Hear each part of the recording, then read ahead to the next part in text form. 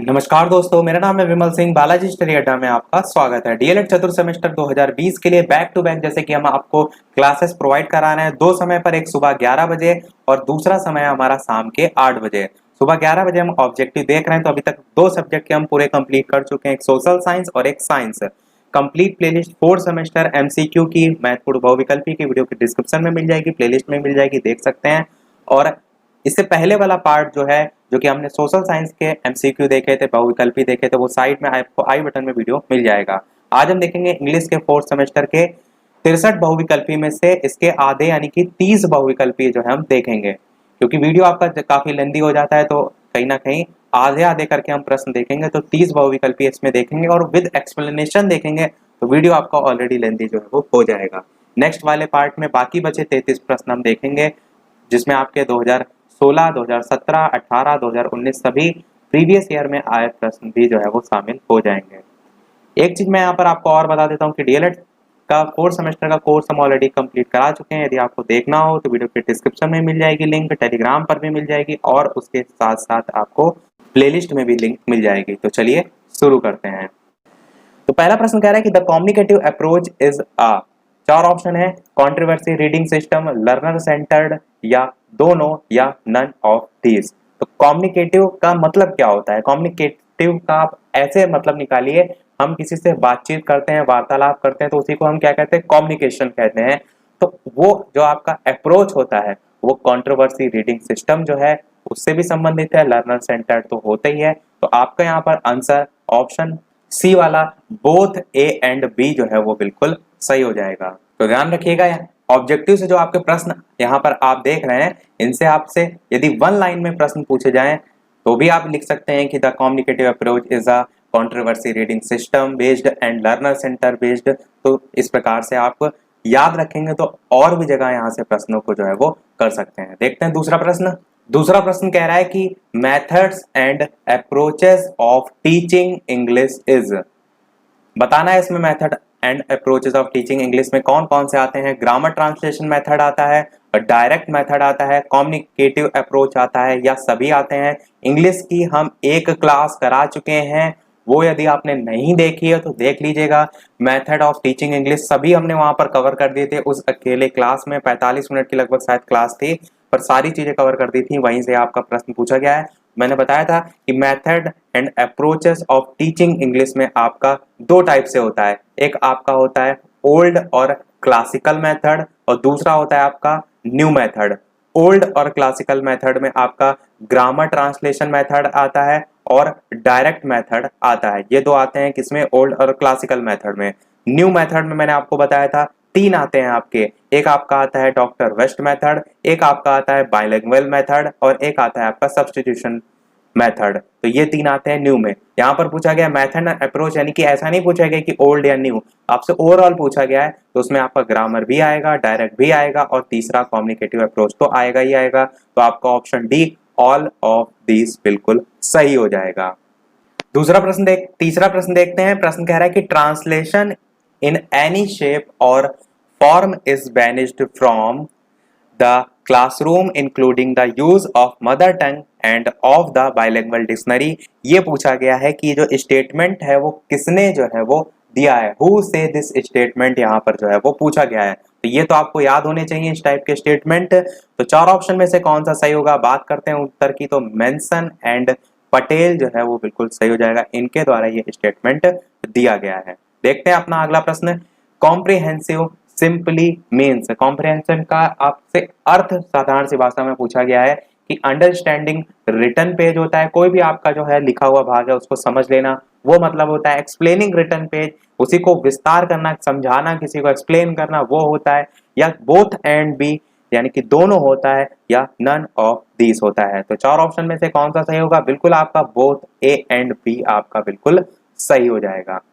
अगला प्रश्न देखते हैं। पांचवा प्रश्न कह रहा है कि कम्युनिकेटिव अप्रोच इम्प्रूव्ड योर, जो कम्युनिकेटिव अप्रोच होता है वो आपकी किस स्किल को इम्प्रूव करता है? लिखने की। मैंने क्या बताया? कम्युनिकेटिव आप वार्तालाप करते हैं, बोलते हैं आपस में, कम्युनिकेशन करते हैं। कम्युनिकेटिव को आप कम्युनिकेशन से समझिए। तो क्या वहां पर राइटिंग स्किल्स जो है आपकी अप्रूव होगी? बोल रहे हैं, राइटिंग से तो कोई लेना देना नहीं है। लेक्चर स्किल हो सकती है, पर कम्युनिकेशन जरूरी नहीं कि लेक्चर बेस्ड ही हो, हर जगह आपका लेक्चर नहीं होता है, तो ये भी नहीं होगा। तीसरा है प्रोनाउंसिएशन स्किल्स, तो यही आपका बिल्कुल सही होगा। Communication approach improved your pronunciation. Pronunciation क्या होता है, आप जो उच्चारण करते हैं वो कितनी अच्छी तरीके से शुद्ध करते हैं, वही आपका होता है प्रोनाउंसिएशन स्किल। तो आपका ऑप्शन सी बिल्कुल सही हो जाएगा। देखते हैं अपना अगला प्रश्न 6। Subordinate clauses are. चार ऑप्शन है, adjective clauses, adverb clauses, noun clauses या ऑल ऑफ दीज।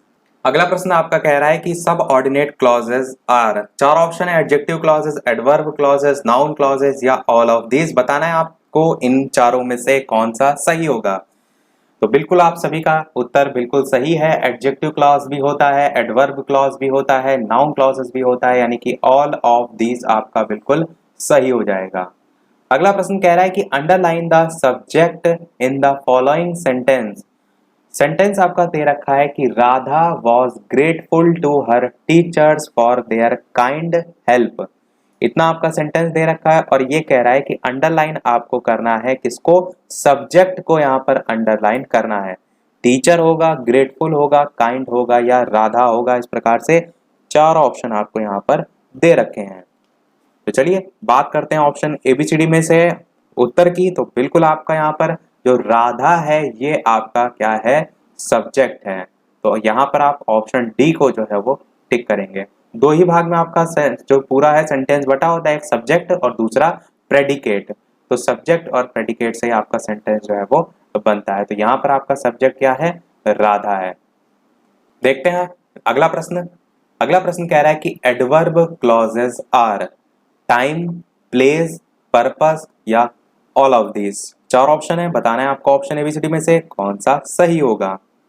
तो चार ऑप्शन दे रखे हैं, बताना है आपको एडवर्ब क्लॉज में टाइम, प्लेस, पर्पस या ऑल ऑफ दिस में से कौन सा होगा सही। बात करते हैं उत्तर की, तो बिल्कुल आपका option D all of this यहाँ पर बिल्कुल सही हो जाएगा। एडवर्ब क्लॉजेस में तीनों जो है वो आते हैं। अगला प्रश्न कह रहा है कि find the noun of following sentence. Sentence क्या है, द बॉय इज जंपिंग। इसमें आपको नाउन बताना है, द होगा, इज होगा, बॉय होगा या जंपिंग होगा। नाउन आप जानते हैं क्या होता है, noun is the name of a person, place और थिंग। पर्सन कोई व्यक्ति विशेष, प्लेस कोई जगह विशेष की बात करी गई हो या थिंग कोई वस्तु की बात की गई हो। यहाँ पर इन तीनों में से कौन सी है, तो आप क्या कहेंगे कि ऑप्शन एबीसीडी में से आपका बॉय जो है वो बिल्कुल सही हो जाएगा। और बॉय किस नाउन में आता है, तो आपका कॉमन नाउन में आता है। कभी कभार इस प्रकार से भी आपसे प्रश्न पूछ लिया जाएगा कि इसमें से नाउन आप जो है वो छाटिए और ये बताइए कि वो कौन सा जो है वो टाइप है। कॉमन नाउन में और क्या आता है, बॉय हो गया, कंट्री हो गया, सिटी हो गया या ब्रिज हो गया, डे हो गया। ये सभी आपके एग्जाम्पल हैं किसके, कॉमन नाउन के। तो यहाँ पर आपका सी ऑप्शन सही हो जाएगा। 10वां प्रश्न देखते हैं, how many nouns in the following sentence. Agra lies on the bank of the Yamuna 3124। आपको बताना क्या है कि यहाँ पर नाउन जो है टोटल कितने हैं। चार ऑप्शन दे रखे हैं, बताना है आपको ऑप्शन एबीसीडी में से कौन सा सही होगा। तो ऑप्शन ए। तो बात काफी अच्छा प्रश्न है, बहुत ही। बताना है आपको इनमें से कितने जो है वो नाउन हैं। तो देखिए सबसे पहले तो नाउन छाटिए। एक तो आपका आगरा है, फिर आपका यहाँ पर बैंक नाउन है, फिर आपका यमुना है। तो टोटल कितने हो गए, तीन हो गए। तो यहाँ पर आपका उत्तर ए ऑप्शन 3 सही हो जाएगा। दूसरी चीज ये समझिए कि कौन कौन से यहाँ पर नाउन है। आगरा जो है आपका और जो यमुना है, ये दोनों आपके कौन से नाउन है, प्रॉपर नाउन है। देखिए नाउन से ऐसे ही प्रश्न पूछे जाते हैं आपसे, ये प्रॉपर नाउन है। बैंक जो है, रिवर है, ये सभी कैसे नाउन होते हैं, ये सभी आपके कॉमन नाउन में आते हैं। कॉमन की स्पेलिंग COMMON होती है। तो ये भी आपको पता होना चाहिए यहाँ पर कि कौन कौन से नाउन है। तो आपका ऑप्शन यहाँ पर 3 जो है वो बिल्कुल सही हो जाएगा। वीडियो पसंद आ रहा हो, चीजें समझ में आ रही हो, तो वीडियो को लाइक अवश्य कर दीजिएगा। दिन रात हम आपके लिए मेहनत इतनी कर रहे हैं, तो एक लाइक तो आपका भी बनता ही है इतनी सारी मेहनत पर। देखते हैं प्रश्न अगला 11वां। Which of the following completes the sentence. Sentence आपका दे रखा है कि no buses and taxes were running dash on the road. बताना है आपको एट आएगा, इन आएगा, ऑफ आएगा या ऑन आएगा। प्रपोजिशन आपका एक प्रश्न आपको 100% देखने को अवश्य मिलेगा। इसी प्रकार से fill in the blanks based आपका देखेंगे तो 2019 में भी पूछा गया था। तो चार ऑप्शन में से कौन सा सही होगा, बात करते हैं उत्तर की। तो बिल्कुल आपका ऑन जो है वो सही हो जाएगा। No buses and taxis were running on the road आपका यहाँ पर बिल्कुल सही हो जाएगा। ऑन के अगर यूज की बात करें जनरली कहाँ आप देखते हैं, तो कोई भी वस्तु हो गया, कोई व्यक्ति हो गया, उसकी पोजीशन को दिखाने के लिए हम यूज करते हैं किसका, ऑन का। जैसे हम क्या कहते हैं कि your books are on the table, तो हम बुक्स की क्या कर रहे हैं, पोजीशन बता रहे हैं। तो इसी प्रकार आप और देखेंगे कि he is standing on the roof. Roof क्या होती है, छत होती है। तो इस प्रकार से कोई भी वस्तु व्यक्ति की पोजीशन को दिखाने के लिए ऑन का यूज हम करते हैं। अब नॉर्मल सेंस में यदि बात करें तो किसी चीज के ऊपर के रिलेशन में भी आप इसका यूज करते हैं। तो जैसे सेंटेंस में आप प्रैक्टिस करेंगे, ये भी आपको जो है वो धीरे धीरे समझ में आ जाएगा। जैसे कि यहाँ पर एट लिखा हुआ है, तो एट का अधिकतर अगर सेंस नॉर्मली निकालें तो किसी की साइड या तरफ के सेंस में हम इसका यूज करते हैं कि why are you looking at me, तो तुम मेरी तरफ क्यों देख रहे हो। तो ये क्या है, एक तरफ की बात की जा रही है, साइड की बात की जा रही है। या दूसरा एग्जाम्पल बात करें तो he threw the ball at my side, उसने बॉल मेरी तरफ फेंकी। तो आप समझ रहे हैं कि आप जैसे जैसे सेंटेंस की प्रैक्टिस करेंगे तब आपको आ जाएगा। देखते हैं अपना अगला प्रश्न 12वां। Which of the following completes the sentence the thief saw the policeman and dash away. Thieves मतलब चोर, सॉ मतलब देखा, पुलिसमैन मतलब पुलिस को, एंड और डैश अवे यानी रन होगा, जाहिर सी बात है भाग गया। अब यहाँ पर दो तरीके से दे रखा है, रैन, रन, रनिंग और नन ऑफ दिस। बताना है आपको इनमें से कौन सा सही होगा। और ध्यान दीजिए अगर थोड़ा सा यहाँ पर रनिंग की स्पेलिंग गलत लिखी है, RUNNING होता है आपका रनिंग की स्पेलिंग। तो नन ऑफ दीज आपका तो नहीं होगा, क्योंकि रैन तो दो जगह आ रहा है, रनिंग भी नहीं होगा। रैन या रन में से कौन सा होगा, तो बात कर लेते हैं उत्तर की ऑप्शन ABCD में से। तो बिल्कुल आपका ऑप्शन ए रैन सही हो जाएगा। सभी आप लोग उत्तर बिल्कुल साथ में मेरे सही सही दे रहे हैं, तो आपका ऑप्शन ए सही हो जाएगा। देखते हैं अपना अगला प्रश्न 13। प्रश्न कह रहा है कि विच type of following sentence I have found the book that I had lost. Compound sentence है, सिंपल सेंटेंस है, कॉम्प्लेक्स सेंटेंस है या नन ऑफ दिस। बहुत ही बेहतरीन प्रश्न, चार ऑप्शन है, छांटना है आपको इनमें से कौन सा जो है वो सही होगा। देखिए इसके कुछ तरीके भी होते हैं और रूल रेगुलेशन भी होते हैं। रूल रेगुलेशन मैं आपको पढ़ा चुका हूं पहले, फिर से पढ़ाऊंगा पेपर तक। तरीके क्या होते हैं उसको समझ लीजिए यहाँ पर, क्योंकि हम बहुविकल्पियों की बात कर रहे हैं। यदि आपको प्रश्न में दैट लिखा देखने को मिले, या प्रश्न में आपको व्हेन लिखा देखने को मिले, या प्रश्न में आपको वाइल लिखा देखने को मिले, या प्रश्न में आपको बिफोर लिखा देखने को मिले, बिफोर, या आपके प्रश्न में बिकॉज लिखा देखने को मिले, बिकॉज BECAUSE, बिकॉज हो गया, या फिर आपके प्रश्न में सिंस देखने को लिखा मिले, सिंस की जगह यानी सिंस के साथ साथ या तो आपको आफ्टर देखने को मिले, AFTER, या आपको प्रश्न में और। इतने ही आपको अधिकतर देखने को मिलते हैं। कौन कौन से, that, when, while, before, because, since, after या और। कोई भी इनमें से देखने को मिले तो वो आपका सेंटेंस कॉम्प्लेक्स सेंटेंस जो है वो हो जाएगा। आपके कॉम्प्लेक्स सेंटेंस को यदि समझे तो पहले हिंदी में हम समझते हैं, इसमें क्या होता है, दो आपके वाक्य खंड होते हैं, यानी कि दोनों आपके जो यहाँ पर एक कंप्लीट यदि सेंटेंस लिखा है तो उसमें उसके दो भाग जो कि एक दूसरे पर डिपेंड हो, अकेले किसी का कोई मतलब ना हो। आप इसको समझ रहे हैं। कोई भी जैसे कि सेंटेंस आप यहाँ पर ही देखिए, लिखा है कि I have found the book that I had lost. तो यहाँ पर अगर आप सेंटेंस को दैट से पहले देखें, I have found the book, तो मैंने कोई एक पुस्तक पाली। अब सेंटेंस आपका कंप्लीट नहीं हो गया, पुस्तक कौन सी पाली, क्या पाली। तो दैट क्या कर रहा है, उसके बाद वाला सेंटेंस आई हैड लॉस्ट, जो मेरी खो गई थी पुस्तक, तो ये कंप्लीट कर रहा है। यानी आई हैड लॉस्ट भी आपका एक कंप्लीट सेंटेंस नहीं है, दोनों एक दूसरे पर आश्रित हैं। अकेले एक का दूसरे के बिना यहाँ पर कोई भी जो है वो मोल नहीं है। इस प्रकार के सेंटेंस होते हैं कॉम्प्लेक्स सेंटेंस में, जब आश्रित हो। और आश्रित जो होते हैं एक दूसरे पर, उसको जोड़ने का कार्य कौन करता है, उसको जोड़ने का कार्य करता है आपके यही जो मैंने सभी यहाँ पर लिखे हैं, जैसे कि यहाँ पर दैट जो है वो जोड़ने का कार्य कर रहा था, तो कॉम्प्लेक्स सेंटेंस आपका उत्तर बिल्कुल सही हो जाएगा। बाकी इसके रूल रेगुलेशन होते हैं, उनको जब हम पढ़ेंगे तो पढ़ेंगे, अभी तो हम बहुविकल्पी देख रहे हैं। प्रश्न देखते हैं 14। Underline the adjective in the following sentence, the Rajdhani Express is a fast train. बताना है आपको एडजेक्टिव क्या है। देखिए कोई भी चीज आपसे पूछी जाए आपको पता होना चाहिए उसे हिंदी में क्या कहते हैं। एडजेक्टिव आप सभी जानते हैं हिंदी में विशेषण कहते हैं। विशेषण क्या होता है? विशेषता प्रकट करे। सेंटेंस क्या है? The Rajdhani Express is a fast train. तो यहाँ पर पूरे सेंटेंस में आपको विशेषता क्या दिख रही है? आप क्या कहें कि वो फलाने का लड़का बहुत तेज है, तो बहुत तेज ही तो उसकी विशेषता होगी। यहाँ पर क्या राजधानी एक्सप्रेस की विशेषता क्या है? फास्ट है, वो बहुत फास्ट ट्रेन है। तो एडजेक्टिव क्या होता है? विशेषता प्रकट करता है, विशेषण होता है। तो एडजेक्टिव यहाँ पर क्या हो जाएगा? फास्ट हो जाएगा। तो आपका ऑप्शन बी जो है वो बिल्कुल सही हो जाएगा। समझ में आपको आ रहा होगा चीजें। आप थोड़ा सा हिंदी से जोड़कर पढ़िए तो आपको कठिन कभी नहीं लगेगा। बाकी इंग्लिश से आपको पहले से आता है तो अच्छी बात है। प्रश्न अगला 15 कह रहा है underline the adjective in the following sentence. Agra is a large noisy city. Large, Agra, city, noisy, इस प्रकार से 4 ऑप्शन है। बताना है आपको ऑप्शन एबीसीडी में से कौन सा सही होगा। यहाँ पर क्या बताना है? एडजेक्टिव यानी कि विशेषता फिर से बताना है। अब विशेषता इनमें से क्या है आप क्या कहेंगे? तो आगरा है वो कैसी सिटी है? लार्ज भी है और साथ में नॉइजी भी है। तो अब यहाँ पर तो देख रहे हैं दो दो विशेषता आ रही, क्योंकि विशेषता तो ये भी है कि वो बहुत आगरा बड़ा है और नॉइजी तो है ही है, तो ये भी आपकी एक विशेषता है।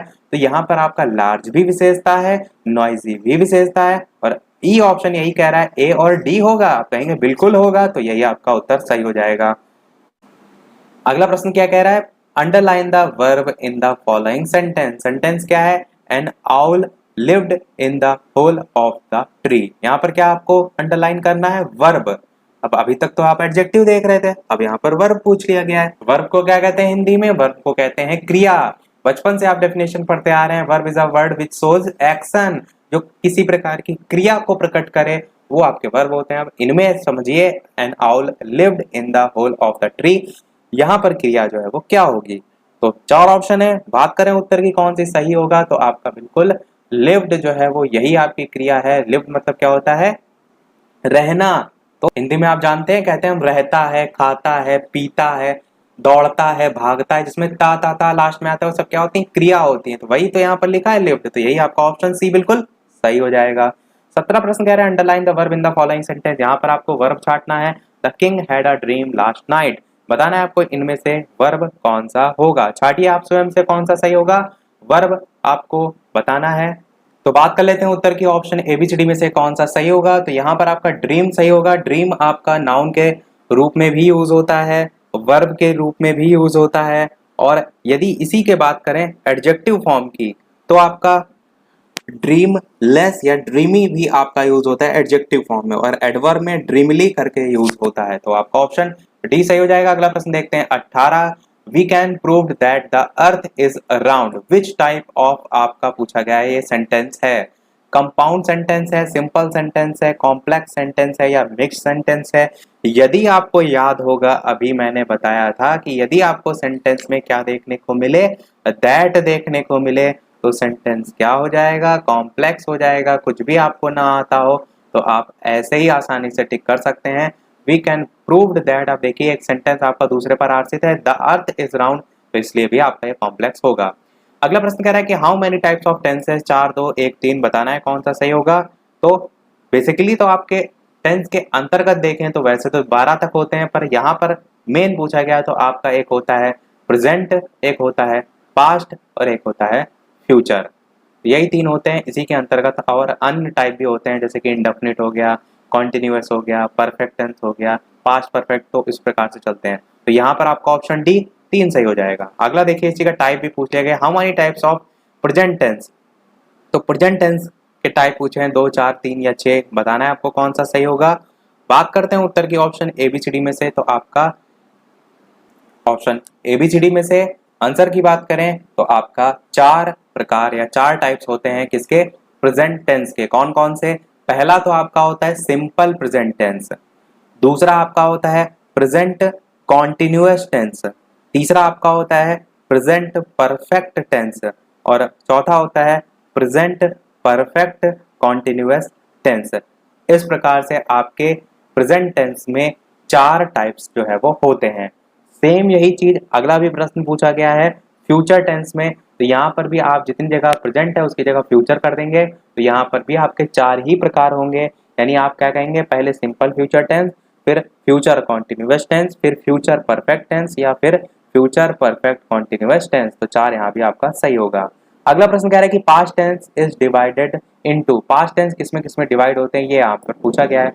पास्ट इंडेफिनिट में, पास्ट कंटिन्यूअस में, पास्ट परफेक्ट टेंस में, या सभी में। तो मैंने अभी आपको बताया कि ये सभी टाइप आते हैं, तो ऑल ऑफ दीज आपका बिल्कुल जो है वो सही हो जाएगा। यहाँ पर पास्ट कंटिन्यूअस भी लिखा है, पास्ट परफेक्ट भी लिखा है, पास्ट इंडेफिनिट को ही हम क्या कहते हैं, पास्ट सिंपल टेंस कहते हैं, और चौथा जो आपका होता है वो होता है पास्ट परफेक्ट कॉन्टिन्यूअस टेंस, ये आपका चौथा होता है।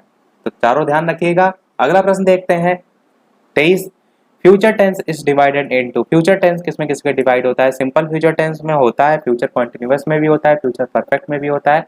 तो ऑल ऑफ दिस यहाँ पर भी आपका बिल्कुल सही हो जाएगा। अगला प्रश्न कह रहा है कि how many kinds of preposition, 4 option दे रखे हैं, बताना है आपको ऑप्शन एबीसीडी में से कौन सा सही होगा। तो 4 ऑप्शन में से छांटना है आपको ऑप्शन एबीसीडी में से कौन सा सही होगा। How many kinds of preposition, बात करते हैं चलिए उत्तर की। तो आपका ऑप्शन डी 5 बिल्कुल सही हो जाएगा। कौन कौन से होते हैं, पहला आपका होता है सिंपल, इसी को हम जर्नल भी कहते हैं, सिंपल या जर्नल। दूसरा आपका होता है डबल, दूसरा क्या होता है आपका डबल। तीसरा आपका होता है कंपाउंड। चौथा आपका होता है, चौथा आपका कौन सा होगा, पार्टिसिपल होगा। और पांचवा आपका कौन सा होगा, फ्रेजल होगा। मैं फिर से रिपीट कर रहा हूँ, पहला आपका होता है सिंपल, इसी को हम कंपाउंड भी कहते हैं। दूसरा होगा आपका डबल, तीसरा होगा आपका कंपाउंड, चौथा हो जाएगा आपका पार्टिसिपल, और पांचवा हो जाएगा फ्रेज प्रेपोजिशन। तो ये 5 होते हैं, फ्रेज को ही फ्रेजल भी कहते हैं। तो ये 5 प्रेपोजिशन के प्रकार होते हैं, नाम ध्यान रखिएगा। हो सकता है आपसे लघु में प्रश्न पूछ लिया जाए, how many types of preposition, इस टाइप से। अगला प्रश्न कह रहा है कि some general preposition are at, on, in या ऑल ऑफ दिस, बताना है आपको इनमें से कौन कौन से प्रपोजिशन हैं। तो मैंने आपको बताया था ये सभी आपके प्रपोजिशन होते हैं, एट भी होते हैं, कैसे क्या यूज होता है, ऑन भी होता है, इन भी होता है। तो ऑल ऑफ दिस आपका बिल्कुल सही हो जाएगा। प्रपोजिशन की एक अलग से हम क्लास लेंगे, उसमें हम सभी जो आपसे पूछे जाएंगे और सेंटेंस है उन सबकी प्रैक्टिस भी साथ में करेंगे। 26 प्रश्न कह रहा है how many kinds of conjunction, अभी जो पूछा गया था वो प्रपोजिशन था, यहाँ पर पूछा गया कंजक्शन। दोनों में डिफरेंस याद रखिएगा, एक ही जैसा सुनने में लगता है पर हैं दोनों अलग अलग। तो 4 ऑप्शन दे रखे हैं, 2, 1, 3 या 4, बताना है आपको कि how many types of conjunction. तो चलिए बात करते हैं उत्तर की ऑप्शन एबीसीडी में से। तो बिल्कुल आपका ऑप्शन नंबर यहाँ पर सी 3 जो है वो बिल्कुल सही हो जाएगा। जो 3 है आपके कंजक्शन के टाइप होते हैं, कौन कौन से नाम आपको रटे होने चाहिए। एक आपका होता है कोऑर्डिनेटिंग कंजक्शन, दूसरा आपका होता है सब ऑर्डिनेटिंग कंजक्शन, और तीसरा होता है आपका correlative conjunction. Subordinating conjunction, coordinating conjunction और कोरिलेटिव कंजक्शन, ये 3 टाइप होते हैं आपके कंजक्शन के। तो याद रखिए, देखिए अगला प्रश्न ये उसी से पूछा गया है कि जो कोऑर्डिनेटिंग कंजक्शन है उसके कौन से टाइप होते हैं, या इसमें कौन से आते हैं, कॉम्युलेटिव, अल्टरनेटिव या एडवर्सिटिव। तो देखिए उसके प्रकार के अंतर्गत प्रकार से यहाँ से प्रश्न जो है वो है, कॉम्युलेटिव, अल्टरनेटिव या एडवर्सिटिव या ऑल ऑफ दिस, बताना है आपको ऑप्शन एबीसीडी में से कौन सा जो है वो सही होगा। ऑप्शन ए, बी, सी या डी। तो बात कर लेते हैं उत्तर की। तो यहाँ पर आपका ऑल ऑफ दीज बिल्कुल जो है वो सही हो जाएगा। और अगला प्रश्न देखिए तो वो भी इसी पर बेस्ड है, उसमें भी देखिए काइंड्स ऑफ सबऑर्डिनेटिंग पूछा गया। मैंने 3 बताए स्टार्टिंग में, कोऑर्डिनेटिंग, सबऑर्डिनेटिंग और कोरिलेटिव। तो काइंड्स ऑफ कोऑर्डिनेटिंग में आपका क्यूमुलेटिव, अल्टरनेटिव, एडवर्सिटिव तीनों आते ही हैं, ऑल ऑफ दिस यहाँ सही हो जाएगा। फिर पूछा गया काइंड्स ऑफ सबऑर्डिनेटिंग कंजक्शन, तो टाइम भी होता है, पर्पस भी होता है, कंडीशन भी होता है, इस प्रकार का प्रश्न ऊपर आया था। तो ऑल ऑफ देम यहाँ पर सही हो जाएगा। यही प्रश्न आपका सबऑर्डिनेट वाला दूसरे तरीके से भी पूछा जाता है, जिसमें ऑप्शन में आपको एडजेक्टिव क्लॉज दिया होगा, एडवर्ब क्लॉज दिया होगा और नाउन क्लॉज दिया होगा, या ऑल ऑफ दीज दिया होगा। तो ऑल ऑफ दीज को आपको टिक करना है, adjective clause, adverb clause, noun clause तीनों ही इसमें जो है वो आते हैं। अगला प्रश्न 29 कह रहा है कि some common subordinating conjunction are, बताना है आपको as long as, although, as if या ऑल ऑफ दीज। तो सबऑर्डिनेटिंग कंजक्शन यहाँ पर कॉमन जो है वो पूछी गई है। तो बताना है आपको ऑप्शन एबीसीडी में से कौन सा सही होगा। तो आपका एज लॉन्ग एज भी होता है, ऑल्दो भी होता है, एज इफ भी होता है। तो ऑल ऑफ दिस यहाँ पर भी आपका सही हो जाएगा। चलिए देखते हैं अपना अगला और इस वीडियो का लास्ट प्रश्न। इसके बाद एक प्रश्न मैं आपसे भी पूछूंगा, बहुत ही अच्छा प्रश्न है इस वीडियो का लास्ट 30। इसके बाद के सभी जो प्रश्न है वो नेक्स्ट वाले पार्ट में हम देखेंगे। 2 पार्ट में हम इसलिए देख रहे हैं ताकि वीडियो ज्यादा लेंदी ना हो, और इस पार्ट में यदि आपको कुछ प्रश्न पूछना हो तो आप कमेंट में पूछ लीजिएगा, और उसका आंसर मैं क्या करूंगा आपका अगले वाले पार्ट में जो है वो दे दूंगा। वीडियो अभी तक आपने लाइक ना किया हो, इतनी हम आपके लिए मेहनत कर रहे हैं, तो एक लाइक तो आपका बनता ही है। यदि आपको वीडियो पसंद आया हो तो वीडियो को लाइक अवश्य कर दीजिएगा। चैनल पर नए हो तो सब्सक्राइब करके जुड़ अवश्य लीजिएगा। टेलीग्राम चैनल से नहीं जुड़े हैं तो अवश्य ऐड हो जाइएगा। देखते हैं प्रश्न आपका 30, fill in the suitable preposition in the following sentence. Sentence के आपका Sudha jumped dash the river. अब आपको बताना है यहाँ पर क्या आएगा, ऑन आएगा, इन आएगा, एट आएगा या इनटू आएगा। बहुत ही अच्छा प्रश्न है, क्योंकि यहाँ पर एक आपका जो प्रपोजिशन है वो आपका जो है वो क्लियर हो जाएगा। तो प्रश्न कह रहा है सुधा जम्प्ड डैश द रिवर। बात करते हैं चलिए अब उत्तर की, तो बिल्कुल आपका यहाँ पर ऑप्शन नंबर डी इनटू जो है वो बिल्कुल सही हो जाएगा, इनटू द रिवर हो जाएगा। अब सोचिए समझिए इनटू क्यों होगा। जब बात की जाती है गतिशील अवस्था की, जैसे कि सुधा जंप कर रही है एक रिवर में, तो सुधा जब ऊपर से नीचे कूदेगी तो क्या है, गतिशील है।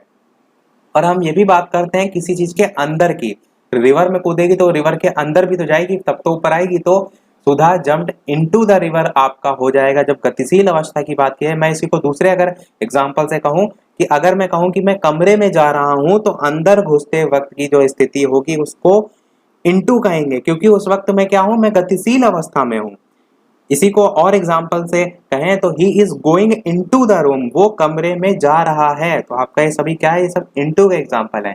इन और इनटू एक ही जैसा लगता है, इनको भी समझ लीजिए। इन आपका तब अधिकतर यूज होता है जब समय की बात की जाती है। जैसे मैं कहूं कि मैं जनवरी में पैदा हुआ था, आई वॉज बॉर्न इन जनवरी। मैं अप्रैल में पैदा हुआ था, आई वॉज बॉर्न इन अप्रैल। तो ऐसे आपका समय का यूज होता है। और यदि आप एग्जाम्पल कहें तो I will leave in half an hour, यानी कि मैं आधे घंटे में निकलूंगा।